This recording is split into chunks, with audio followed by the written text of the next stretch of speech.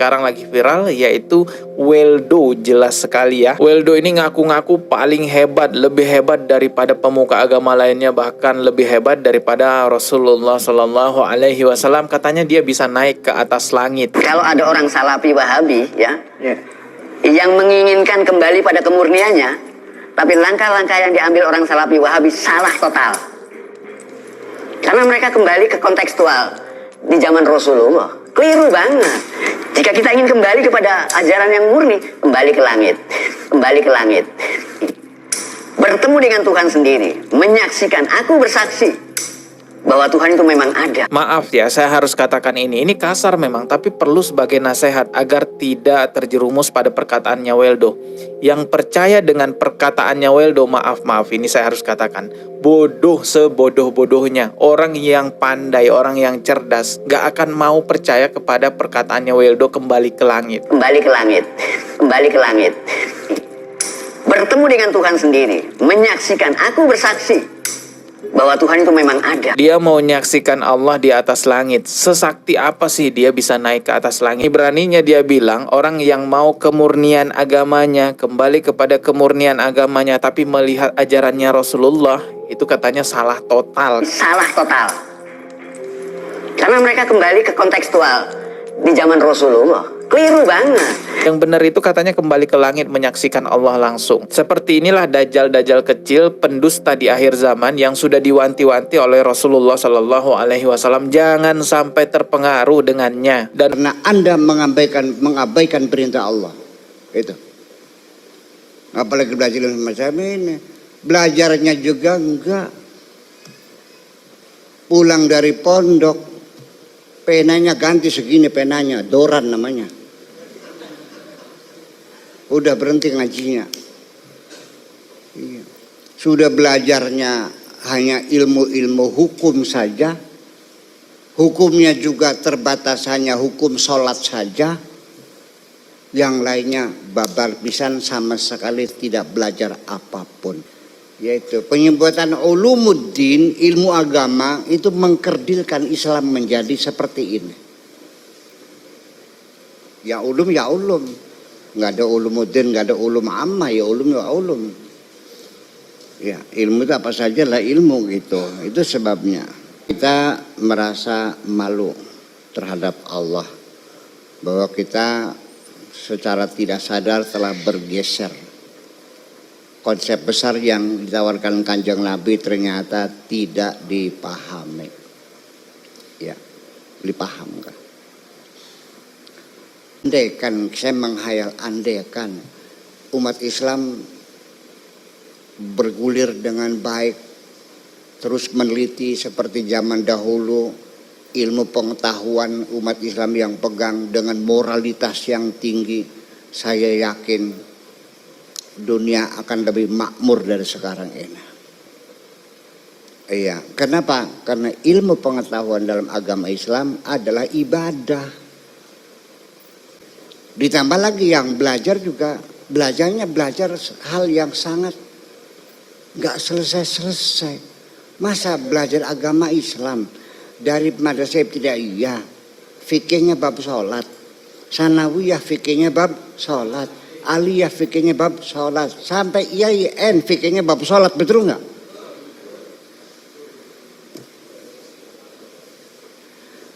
Itulah salah siapa, saya nggak tahu, saya tidak usah menyalahkan yang lain gitu. Kita sih hanya ingin membangkitkan semangat saja, nanti kamu yang akan mencarinya. Bahwa perpecahan umat Islam itu sebetulnya sudah dimulai sejak detik pertama Kanjeng Nabi meninggal dunia. Kenapa demikian? Karena Islam di tangan Kanjeng Nabi sebagai agama yang menyejukkan, yang damai, persaudaraan dibangun. Ingat dulu Kanjeng Nabi mempertemukan saudara Muhajirin dengan Ansar. Orang yang Muhajirin yang punya rumah diminta dibelah dua, yang satu buat saudara dari Muhajirin, sahabat Ansor yang punya kambing 100 dibagi 2, separuhan dengan Muhajirin, dan disuruh bersalaman, berpelukan, kamu saudara ya saudara. Indah banget itu. Dibangun oleh Nabi itu selama berjuang 23 tahun, umat Islam sangat bersaudara, sangat kokoh, sangat solid. Tetapi ketika Nabi meninggal dunia pada detik pertama itu sudah pecah kongsi. Gara-garanya adalah begitu meninggal Nabi Muhammad tidak ada yang mengurusi pengkafanannya, yang mandiin nggak ada, yang mengkafanin nggak ada. Para sahabatnya rapat memilih Khalifatu Rasulillah. Yang aneh lagi Sayyidina Ali nggak diundang. Nah itu persoalannya. Ujug-ujug ya apa? Ya bahasa Sunda ujug-ujug ya. Ujug-ujug tiba-tiba Abu Bakar mengatakan saya sebagai khalifah. Sayyidina Ali nggak tahu yang angkat siapa. Nah, ngambek kan pendukung Alinya ya sampai sekarang yang mendukung Ali namanya Syiah, yang mendukung Abu Bakar namanya Ahli Sunnah wal. Nah, bapak-bapak dukung mana? Udahlah, itulah makanya bahwa ada anggapan di kalangan umat Islam sepertinya dilarang berbicara tentang sahabat. Udah tutup saja, jangan membicarakan sahabat besar Abu Bakar, Umar, Utsman, Ali dan sebagainya, karena mereka orang-orang yang sudah dijamin oleh Kanjeng Nabi masuk surga. Dengarkan gitu. Jadi sudah tidak boleh dibicarakan, ditutup saja. Ya. Tetapi kan pikiran saya, otak saya kan menggelitik. Tidak terima dibegitukan tuh. Ya kan? Nah, makanya saya ingin jelaskan supaya jangan salah paham Bapak sekalian. Mungkin Bapak meyakini hal itu tidak boleh dibicarakan, namanya nguntap, kurang ajar, songong, berdegong kan gitu. Terserahlah. Tapi yang penting saya tidak ingin membicarakan person. Tidak membicarakan pribadi-pribadi sahabat. Saya juga sangat menghormati dan saya tidak berpihak siapapun. Saya tidak menyalahkan Sayyidina Ali, tidak menyalahkan Sayyidina Abu Bakar. Tetap semuanya kita hormati. Oke? Dan keempat-empatnya kita sebut dengan Al-Khulafaur Rasyidun. Setuju gitu? Nah, tetapi yang kita bicarakan sekarang ini bukan personnya, bukan orangnya. Tapi kita lagi ingin mendiskusikan peristiwa. Beda Pak Hamzah. Saya biarkan peristiwa. Kenapa sampai terjadi peperangan? Kenapa saling bunuh-membunuh? Bahkan sampai 4 orang khalifah itu mati terbunuh, mengenaskan semua. Abu Bakarnya mati diracun, Sayyidina Umarnya mati ditusuk, Sayyidina Utsmannya mati dibacok. Sedang baca Quran loh, dibacok kepalanya sampai darahnya muncrat. Pas lagi bacanya di tengah-tengah Al-Quran, pas lagi surat Al-Kahfi. Pas lagi baca wal yatalataf wala yus'iran nabikum ahada. Sampai sekarang di blok merah sebagai kenangan kan gitu. Betul. Masih ada blok merahnya, masih ada. Di Quran saya udah nggak ada. Quran yang lama itu masih ada. Itu kan ini peristiwa menyakitkan hati saya. Ini peristiwa dengan tidak menyalahkan siapapun. Apa sebabnya?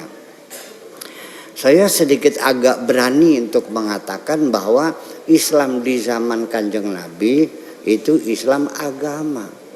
Begitu meninggal, Islam sudah bergeser menjadi Islam ideologi.